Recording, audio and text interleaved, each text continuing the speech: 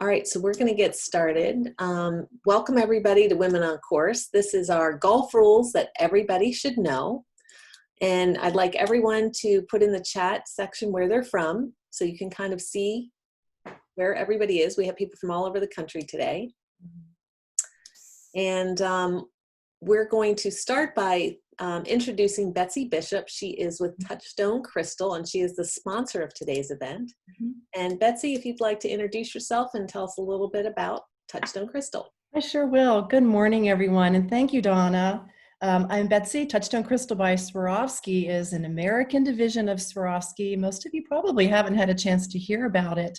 And I am very honored to be a sponsor of Women on Course. What a wonderful organization that's growing so quickly around the country. We offer really beautiful, blingy, well-priced jewelry. And, you know, today is all about the rules of golf. And I maintain that even if your putt is in a rut, you're allowed to dazzle and blind your competitors so that with that bling in your swing. And then that way, even if your score isn't so great, you're looking great doing it and having a lot of fun. So I'll post the link so you can find some really pretty baubles. You can match up your jewelry, for example, to your golf outfit, to your shoes, to your top, to your sweater, your earrings. You'll see the earrings that I have behind me. I know Donna loves them. They come in, so many of our pieces come in different colors that'll match up to your favorite golf outfit. So the bling in your swing is all that really matters after the rules of golf. So thanks, ladies, for having me, and I'm really looking forward to today. Great, thank you so much. And as people know, I like to say, don't wear your great jewelry out on the golf course, because if the back falls off your earring and it's a diamond, you may never find it again. So it's always good to have some nice jewelry that you can wear that isn't too expensive if you lose it, but hopefully you won't lose it. All right, we're going to get started with the golf rules. For many of you that do not know, that the golf rules have been set by two governing bodies. One is the R&A, and that doesn't really stand for anything. It's the R&A based in St. Andrews, Scotland, and the USGA, which is the United States Golf Association. And these two groups set the rules for the game of golf. On January 1st, 2020, more than 30 rules were changed. So some were very small and some were pretty significant, but the purpose was to keep the pace of play moving. So we're going to start with a question. This is sort of a softball question, but when you're playing in a tournament, how many golf clubs are allowed in your golf bag? So in the chat section, A, 9, B, 14, C, 18, and D, there is no rule limiting the number of clubs you can have. All right, this is a pretty easy one. We've got a pretty smart group. The majority rules here, 14. So 14 clubs are all that's allowed in your golf bag. So make sure you count them up, and you could get disqualified if you have more than 14. All right, rules are important to know even if you are not keeping score. So what we're going to do today is we're going to talk about different situations that you're going to find yourself in on the golf course. And as we talk about this, if you have questions, you can put them in the chat section as it relates, and we'll address them as we go. Now I'm looking for Karen Tucker, who is our PGA Golf Pro. She is based out of California. She's been emailing me that she's trying to find Wi-Fi connection. So until she joins us, I'm going to be the interviewer, and I'm also going to give you the answer until Karen gets on board. All right, so we're going to start out with my story. As a beginner golfer, I went out to play golf, and wouldn't you know it, by the 5th hole, I ran out of golf balls because they were all lost or in the water, and I didn't bring enough. So what I did is I ended up borrowing a golf ball from my car partner. We both hit our shots, and I drove out to my ball, and I picked up, they were very close to each other, so I picked them both up to see which one was mine, and I put it back down and hit the ball. Well, I realized from the reaction of my car partner that I hit the wrong ball, and whoops, what do I do? So Karen, you are on. I see you are on, but we need to unmute you, Karen. Karen, you there? Karen. All right, well, until Karen figures out how to, oh, there she is. I'm here. Sorry. Okay. All right. Thank you so much. Thank you for your Wi-Fi patience. I'm here at Pelican Hill Resort. I'm excited to meet all of you at the end, but for now, we'll get right to it, right? Yes. All So right. Karen, when I hit that golf ball, I actually broke 2 rules, didn't I? Oh, yes, you did. So what happens to me? All right. First of all, first and foremost, it's important if you have any intention of going down and finding out if it's your ball, because it happens on every hole all the time. We want to make sure that we have the right ball that we're hitting. So hitting the wrong ball is definitely a rules infraction, but also not marking the ball before you lift it to check. You need to let your playing partners know what's going on, right? And then you need to mark it, and then you can lift and look at it to see if it's yours. And you must replace it back to where you marked it. So if you're just grabbing and looking and putting it in any old place, then you played from the wrong place. That's the other rules infraction, right? So 2-stroke penalty, playing from the wrong ball, 2-stroke penalty, right? Okay, so 2-stroke penalty if I put the ball back in the wrong place, but what's the penalty if I actually hit someone else's ball? What happens then? So playing the wrong ball, you have to replace it back. So you've got to, it's like stroke and distance. You're replacing it back to where it used to be. Plus you have a penalty stroke for playing the wrong ball as well. 2-stroke penalty, sorry, for playing the wrong ball. It's a big infraction, right? Infraction. Mm-hmm. Okay, so in the future, I learned this. I don't know if you guys know this, but when you get a sleeve of golf balls, okay, there are 4 different sleeves. And if you look at the balls closely, and I'm going to show you here if you can see it, they have numbers on them. Can you guys see that? 2 and 3. So each sleeve is usually numbered 1, 2, 3, and 4. So if you do borrow some balls from someone else, make sure you're using a different number. So when you pick up the ball, you can see the 2 is me and the 3 is my cart partner. And if you want, you can draw all over your ball. You can put your initials, you can put your name. So whatever you want to do on the golf ball to identify yourself, that is certainly okay. All right, Karen, I'd like to talk about some of the most common places you're going to find your ball, the correct ball. All right, so whether you guys are a learning or an advanced player, you know that the ball is going to land in lots of different places, and there's a number of different rules to address the situation. So let me ask a quiz question from everyone, see how smart you are this morning. If your ball lands in the sand and you touch the sand during your practice swing with your golf club, you will incur a 1-stroke penalty. True or false? If you touch the sand with your golf club, you will have a 1-stroke penalty. True or false? All right, another easy one, Karen. They all said true. So tell us about touching the sand and maybe moving impediments.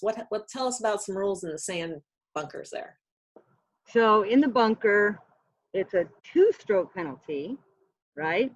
And so, yes, it was true as an infraction, but it's a serious infraction, so 2-stroke penalty. And then nowadays, we have new rules that are in effect from the last year and a half. So we get to move loose impediments and things that are around our ball, but hitting practice swings in the bunker is a big no-no. You can do that outside the bunker. That's what I typically will do.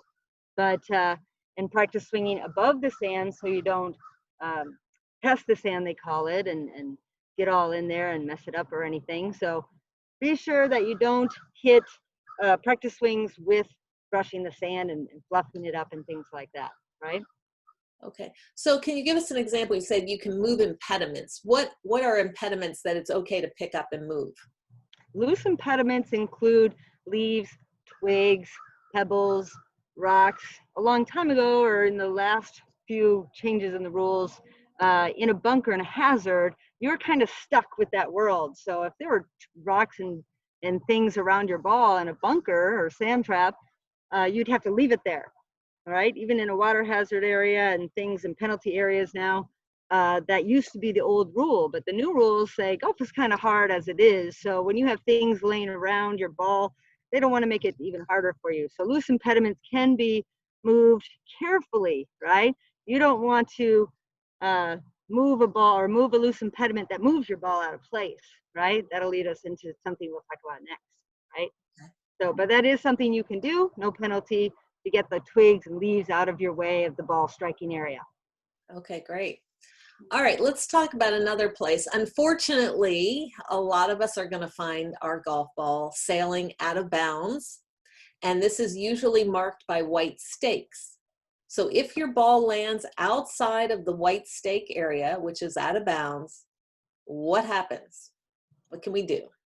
All right, so this is a big one because sometimes we can't see everything. So there's boundary markers, or for instance, here at Pelican Hill Resort, we're going to have cliffs and things in the way, but mainly it's the boundary areas of your golf course. So some, like Tustin Ranch, had houses and wall lines and things like that, or white markers or white posts are generally what they have for your boundary areas, right?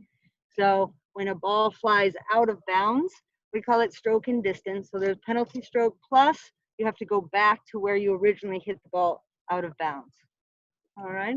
Okay, so if your ball's out of bounds, maybe just even by an inch, are you allowed to hit it from there?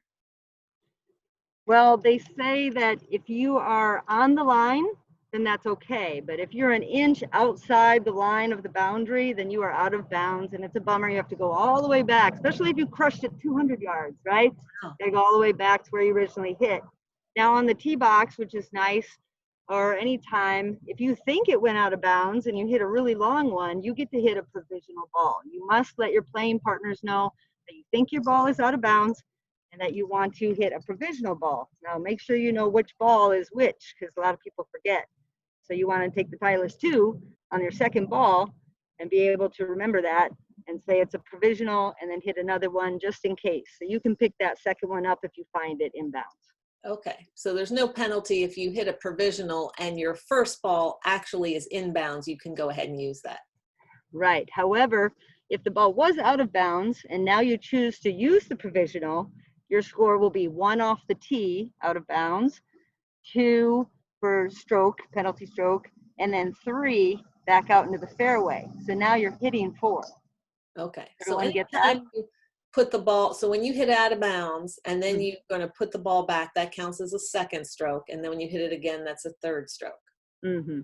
Okay, I've seen a lot of people hit their golf balls from an out of bounds position, and technically that is breaking the rules.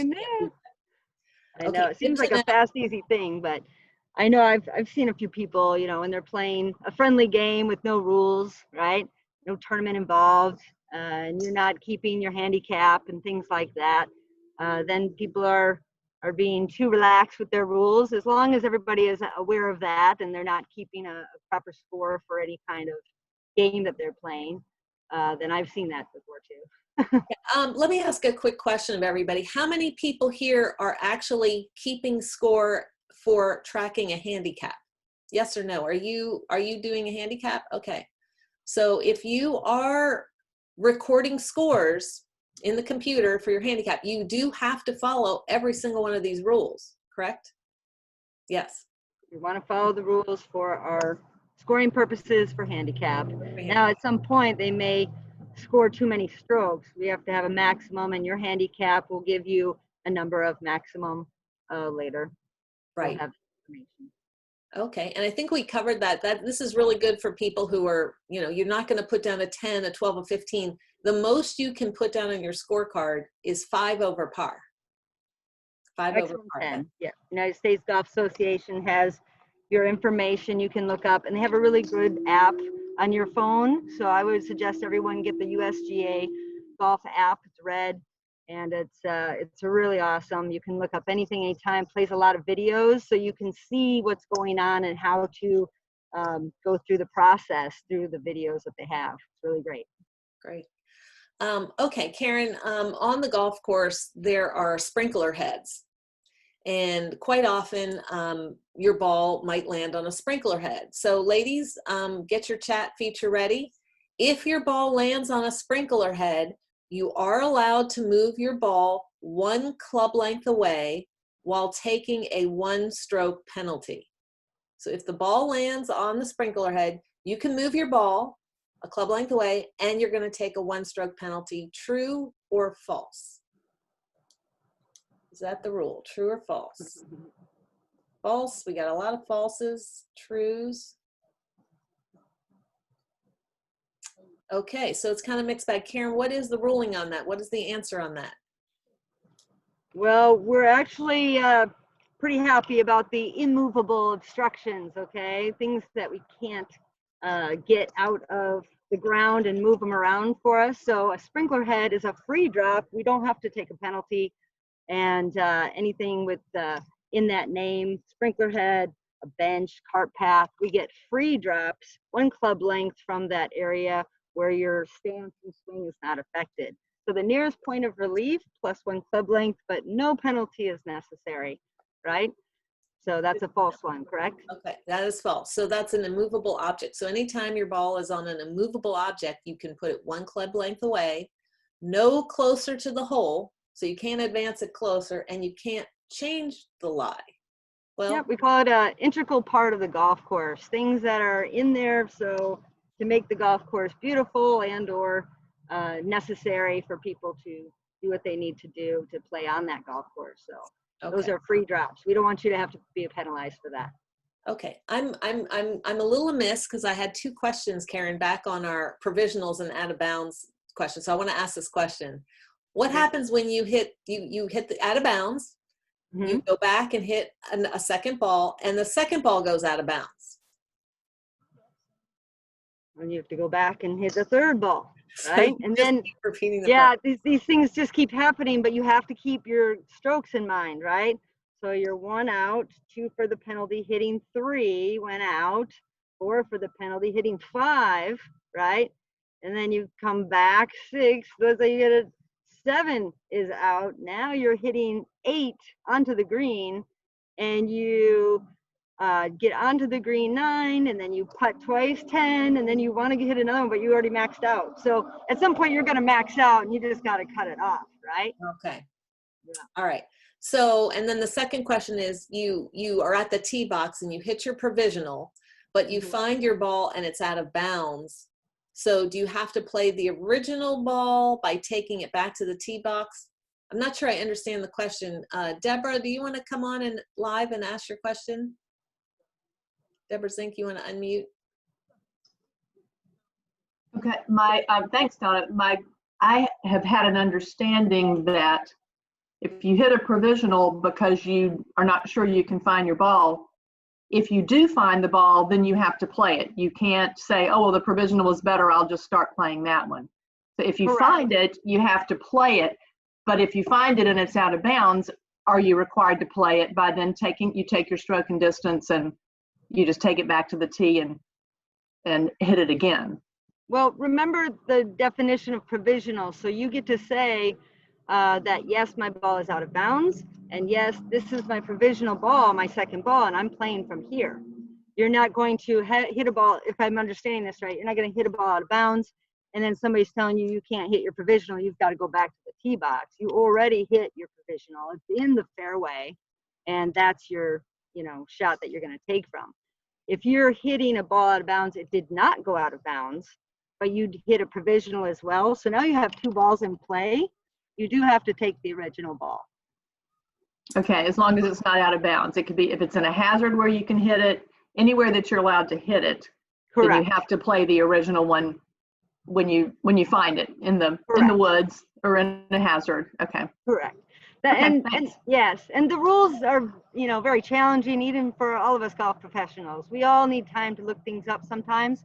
So if you're struggling with that, because you'll have playing partners that are very strong-minded, it's okay in the rules to score with both balls and have 2 scores. It's very slow playing. I don't recommend it, but you do want to have your app handy on your phone, or you can wave down a starter and talk to the pro shop. You can call them.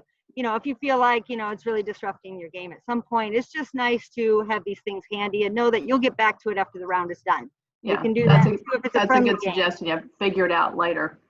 Yeah. Yeah, I mean, if you're in a friendly game, and if you are in a tournament, though, it needs to be figured out at that moment, right? And if you cannot figure it out at that moment, then you would play 2 balls, have 2 balls in play, you as the player would decide, you know what, I'm going to play my Titleist 1, and whatever I score with Titleist 1 is what my score is going to be in the Titleist 4.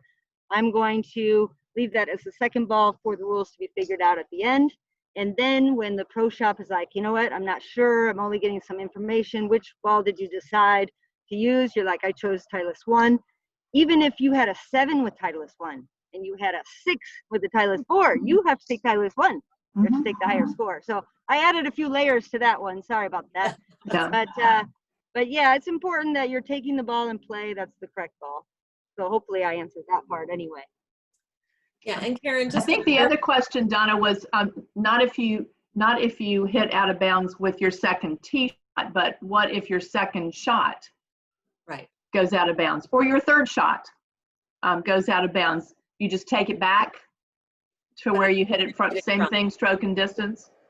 Wherever you hit it from, that's where you would go. So if Donna was saying, okay, we hit our drive shot out of bounds, we went back, then we hit our, penalty shot inbounds, and now we're up the fairway. Now we're only 100 yards to the green, and now we are out of bounds. Again, from that point. Now we only go back from that 100 yards away point. You're not going to go all the way back to the tee box. Right, just wherever you hit from that went out of bounds. Correct.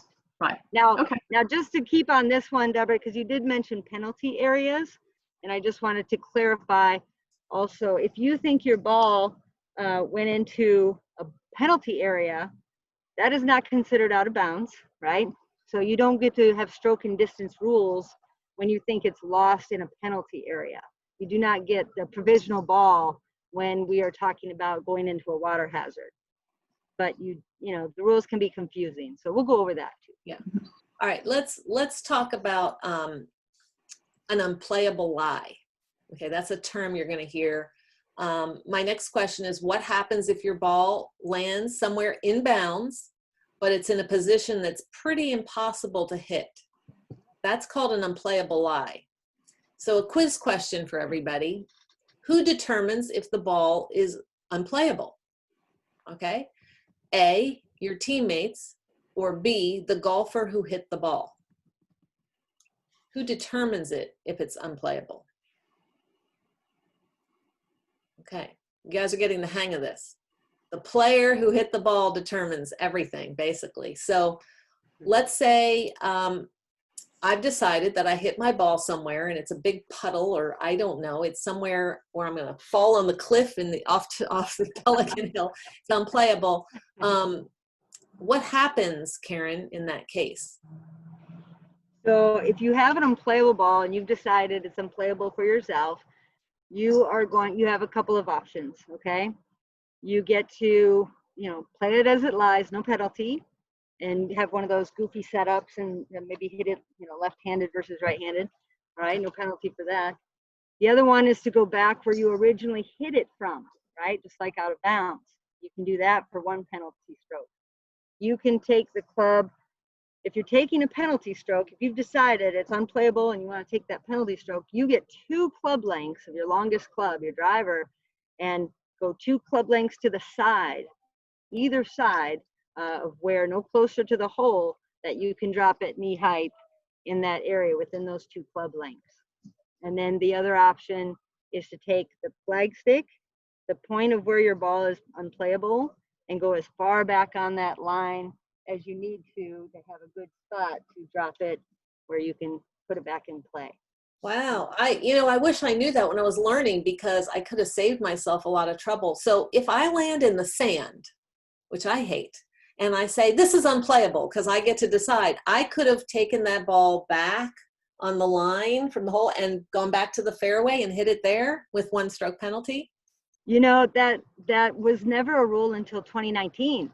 Okay. So we always had to drop the ball inside the bunker in the old days, right? 2019. But now, because this golf game is very difficult, very challenging, they said, come on, you guys, let's give us a break for 2 penalty strokes. They know this is a big one. So if you're in the bunker and you're like, I definitely don't want to hit any bunker shots, they'll let you, for 2 penalty strokes, take it between the flag stick, where your ball lies in the bunker, as far back on that line outside the bunker to drop at knee height, so you can be comfortably back in the grass. But one penalty stroke unplayable in the bunker, within the bunker, no closer to the hole, either 2 club lengths to the side or on that line going back inside the bunker. So you choose. If you like bunker shots, it's just kind of plugged in a bad spot, then it's only 1 penalty stroke to keep it in the sand, right? But 2, if you definitely hate sand, don't want to hit that bunker shot, to keep it on line and drop it as far back as you want to outside the bunker. Okay, so if everybody understands that, there's a lot of invisible lines in golf.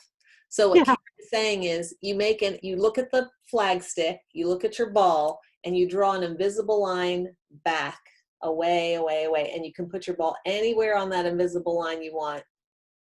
You know, no closer. You don't go forward on the line, but you go backwards on the line. You're always taking that flag stick and where your ball is located and making that line go back from there, right? Okay. Yeah. Very cool. Good. Sometimes it's like 6, 7. I use all my shots in the sand. So I would rather take 2 penalty strokes and go back and hit it from the grass. That would actually have saved me some strokes. Right. So that's good. That's right. You just can't go a little left or a little right. Okay. Right. All right. Other examples. So unplayable lie is basically anything you deem unplayable. It doesn't matter if you're playing partners. So, oh, come on, you can hit it from there. It's up to you to decide, right? Correct. I mean, it could be in the middle of the fairway and you could decide that. Everyone thinks you're crazy, but it's up to you at any moment in time. Cool. All right. This I know is a big one for people. What happens when your ball lands in the water? That is obviously unplayable. We can't hit it from there. So Right. What is the rule about the water? We used to call them water hazards, but they're giving us a break. And 2019 was nice to us, so we get to call them penalty areas, right? And we don't want to mix up what these areas are. So it's nice just to have penalty areas as the regular name of everything. But the water hazard, when it goes into the water, you get to have a few options again. Similar to an unplayable lie, you get to take the line where it crossed the line when it went in. Okay, this is important. When the ball flies in, it crosses a line between where that hazard started, where that water penalty zone started, and not where it flew in and plopped, right? So that line where it crossed, the flag stick, that spot, you can go, again, 2 club lengths to the side, okay, no closer to the hole, and drop it knee height in that zone. So you're not losing a lot of distance, right? But you have to add a penalty stroke to that and introduce a new ball, so make sure you know which ball you're using. Or you can, again, go flag stick where it crossed the line and go as far back as you want to, where you see the good grass in the fairway, wherever you want to be, right? And let's say in my case in college, for sure, there are a lot of times where I wanted to go for it. And the ball was just inside the penalty area where there's some grass, but it wasn't quite in the water. You know I'm going to go for it, right? So there's no penalty if you want to hit the ball within inside the penalty area. And I can ground my club now, and I can move the loose impediments out of the way. I mean, there's too many benefits there if your ball is just inside the penalty area and you want to go for it. So that was kind of fun to save a stroke there, right? Let's see, am I missing any other areas there? Give me an example. So now we're calling water a penalty area. Mm-hmm. So a definition of penalty area is obviously plopping in the water within the line of the water. So give us some other examples, like, you know, when they draw on the golf course a big red circle around some ground under repair. Yeah, it can be confusing when you see a water hazard with red paint and red stakes all around, and then you go to the next hole and it's yellow paint and yellow hazard stakes everywhere. And those are both penalty areas, and you get to treat them similarly. The only difference is that the yellow is the water's in front of where you're going, and you have to go over the water. So where that placement is of where you're going to be plopping that ball is limited, right? There isn't a side area like a red water hazard. So a red one, you get to have a little bit better chance of getting closer to the hole, keeping that area going to the side with 2 club lengths and plopping it down. Whereas the yellow, you know, you have to clear over the water, and you're pretty much always going to, well, you're always going to have to hit from behind the water, right? Okay, so some of these, I think this rule is Rule 17 we're talking about, penalty area. So if anybody wanted to look up exactly what happens again as a summary, that's Rule 17, penalty areas. And again, if you get the app, they'll show the video on how to proceed in those areas. So it's kind of fun when you can see. Karen, maybe what we'll do is we'll email after this call. I'll email everybody the name of the app and where to get it so people can do the app. Okay, that was a little confusing, but basically to summarize, in the water, you can hit another shot back from where you originally started from that shot. You know, go back and take a out of bounds, same treatment as out of bounds, or you can drop a new ball. And as Karen explained, you can go back on the line or you can take 2 club lengths away. So a couple different options when you land in the water. And sometimes, Karen, I've seen there's a drop area. Yes. That is the best. Then you don't have to think about anything and you can drop your ball a knee height in that nice white painted circle area. Sometimes they'll have a sign up saying drop zone or drop area. That's for that water hazard. And that makes things a lot easier for all of us. So again, you'll take a 1-stroke penalty, add a stroke, drop it, and hit it from the drop zone. Yes. So you're always going to be able to take that flag stick and that imaginary line from where it crossed and either go to the sides, right, of the red hazard, water hazard, or taking it that spot and go 2 club lengths back, kind of on a pie shape, or as far back as you want to. Okay, like so to clarify, is it uniform on all golf courses that white stakes typically mean out of bounds and yellow and red are penalty areas? That's a question from Debbie. So yes, it's nice to know your color patterns. Okay, so don't be colorblind. Not gonna work. Yeah. All right. let's talk about landing on the green, because there's a lot of rules about the green. We're getting closer to score.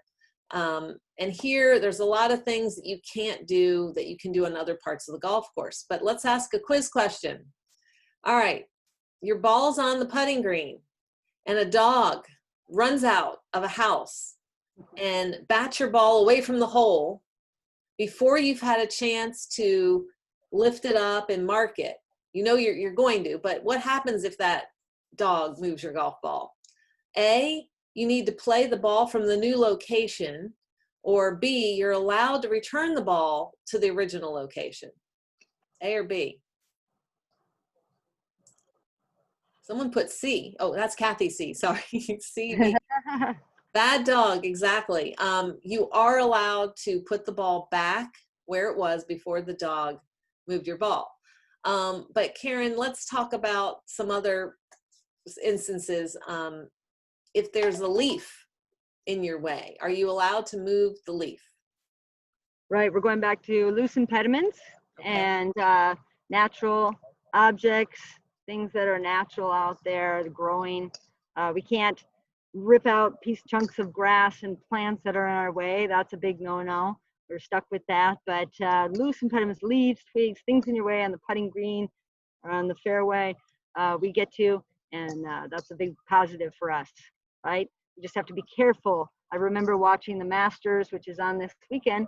One of the tour players, I think Faldo, was on the edge of the putting green, bunch of twigs and things, and he looked like a surgeon taking these little pine needles from his ball out of the way. It was amazing to watch this as he carefully did this so he wouldn't move the ball and get a penalty, right? Right. So, but we get to move away, no penalty, and just don't let the ball move, right? So I know in most parts of the golf course, you're not allowed to pick up your ball. Unless you tell everybody, I'm picking up this ball to identify that it's mine. If you tell marking it first. At first, yeah. Yep. Mm-hmm. So on the putting green, are you allowed to pick up your ball, and tell us the process for that? Try to keep things as much the same as you can, just like we did in the fairway at the beginning of this hour. If you're on the putting green, we need to know where that ball is located. And if people are just grabbing and picking up and cleaning the ball is a natural thing to do, picking up and cleaning the ball so it rolls nicely on the putting green, you must mark the ball first from behind the ball towards the flag stick. So if you're going towards flag stick and your ball is here, your mark goes directly behind it. And then from there, I always do one hand. So sorry about the glove hand here. I'm at work, so this is what we do. But we're going to make sure that we put the mark behind the ball, pick up the ball after that. So I use my one hand to do everything so I don't do things too quickly and mess up that order. So definitely marking the ball first, then picking it up, but never just grabbing your ball or anybody's ball, especially. It's like a sacred thing. We don't do that, right?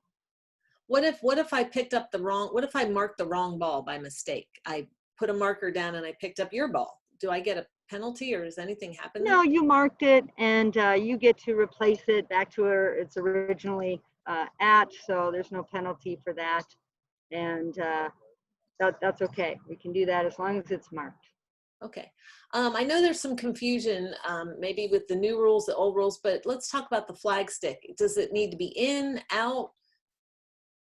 There are some new rules for that, and we can actually, depending on the golf course, you want to check your local rules. Some local rules may not want you dealing with the flag stick at all.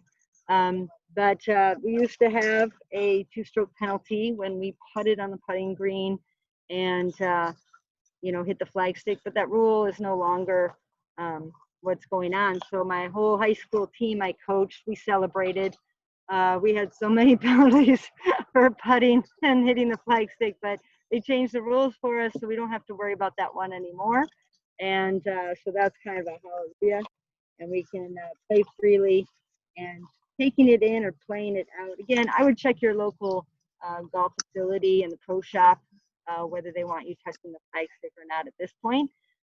But it is up to you. Normally, from last year, if you wanted to leave it in or take it out during your putting stroke time. But no penalty if we hit the flag stick, right? And it generally used to help a lot, but now we need the help, so it's all right. So I think it's important to, you had mentioned local rules. So at the beginning I said that we have the USGA and the RNA, they are the governing rules, but a particular golf course can make their own rules in addition to the standard rules. And where do you find these local rules? Are they handed out somewhere or printed? Or? I know, it's like it's a secret thing. Typically your local rules, and it's nice to look on the back of the scorecard of that particular course. They'll have a couple of bullet points if there's anything special about that golf course they want you to know. And I know we have it at Tustin Ranch, and here there's a couple of things like the driving range area. If somebody hits their ball right into the driving range area net, they get a free drop back into play. They don't have to feel like it went out of bounds. If it's on the cart path or road area, they don't have to feel like that there's a penalty involved, that it went out of bounds. They get to have a free drop from that area, Okay. no closer to the hole to the side. So that's kind of important stuff. If you're on the tee box and you hit right into the driving range, it lands on the curb on the roadside, right next to it, and people are saying it's out of bounds because there's no grass there. That's a big, huge difference in your score and your back. Whereas if you look at the back of the scorecard, you see that, hey, the driving range is a free drop to the side. Now you have no penalty and or your distance is there. It's a completely different opportunity. So it's worth your while when you first get to the course to look on the back and or ask the pro shop if there's any local rules that you need to know about that would be helpful when you go play. Okay, so, and again, if you're in a tournament, sometimes the tournament will make special rules just for that tournament. Yeah, well. In that case, they would make a nice printout for you and put it on your scorecard and staple it. They would announce it before you start your play. The pro shop would give you an extra sheet if you didn't have something for a tournament, but the tournament will have some special things, and they will definitely make sure you're aware of them. You just have to make sure that you're aware too, right? That you're paying attention. And as Deb points out, some courses have what they call winter rules when the course is not in the best shape.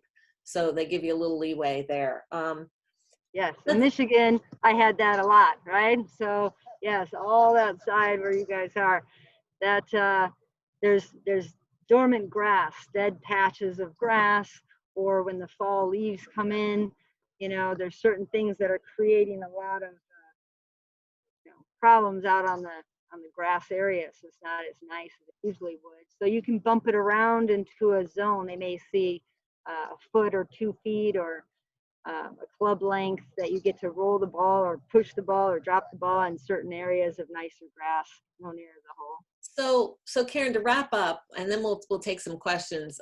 There are a lot of rules, and even you are checking the rule book and Of checking course. papers. So I'm just an average golfer. I'm keeping my score because I'm going to enter it in for my handicap. If let's say I don't know the rule and I'm playing with some other women on course people, and none of us really know the rule, and so we just start to do things.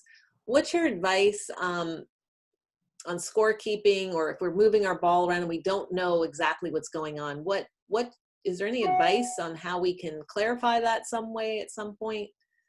It's nice to, sometimes I'll use the back of the scorecard to write some notes, circle the holes that you have questions on, check with your golf professional at the end of your round, try to recap at the end so it's fresh in your mind.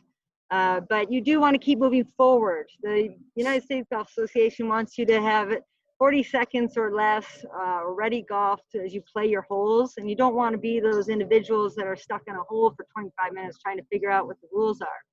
You always have to keep moving. So, but I like people taking notes. You have the app, and there's phone numbers for the USGA as well to keep you moving after the round is done.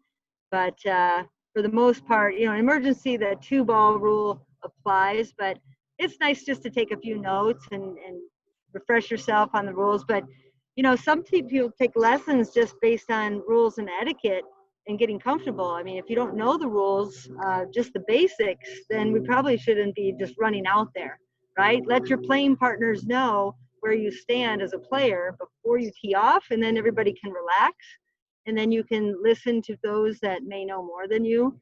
But it's nice to know your etiquette first, for sure, and then brush up on some basic rules on how to play each hole. And then later, how many penalties and all the details will filter in as you play more. Okay, so for people that are out there that are starting to keep score, you may want to think twice about starting to track your handicap, because until you know all the rules, it's going to be a moot point. So you don't want to be premature and start entering scores in a handicap system if you don't know the rules, because your scores are not going to be accurate. I did have one student that did kind of the opposite. He went out and played, and he was taking lessons, and he was shooting like 120 or 100 and shooting maximum 10s on some holes. And I've seen him hit the ball. He had the lessons, and I couldn't understand how he could be scoring so high. Every time he said that every time he hit the ball out of bounds, and he did it all the time, well, he was hitting hole number 1 to the left into another hole, right, on hole number 7, but that wasn't out of bounds. Just because you're hitting into another hole area with the fairway there, he was thinking every time he hit a ball into another fairway, it was out of bounds. So he was adding so many strokes to each hole that he hit on different holes. It was still inside the golf course boundary. It wasn't out of bounds. So he had actually had too many strokes to his score every time. And we had to clarify that rule, right? That as long as he was inside the golf course boundaries, it wasn't out of bounds, and he didn't have to add those penalties. So if I hit my ball onto hole 7, I'm on when I can hit it from hole 7 fairway back. Absolutely. Get back on track. Yes. Okay. Quick question on, you had mentioned about the 40 seconds or less to take your shot. Is there a rule, like if you take more than 40 seconds, you get penalized? When there's a starter in a tournament, driving around like they do in the PGA and LPGA tour, they will clock you, right? And you'll get warned the first couple times, and then you'll get penalized, and then you'll get disqualified. So you definitely want to pay attention and have a routine every time you're hitting a ball. We practice this in my lessons. After you've got some of your technique down and you feel pretty confident, you start target shooting, you must have a routine to bring to the golf course. Now I'll time the routine for my students, and we'll go through the process of lining up, practice swinging 1 or 2 times, never 3 or 4 times, and then we'll be able to look at where you want to go and then hit. That shouldn't take more than 20 to 40 seconds. So it's nice if you're efficient as a player and ready for your shot by the time everyone's watching you to hit yours, right? Okay.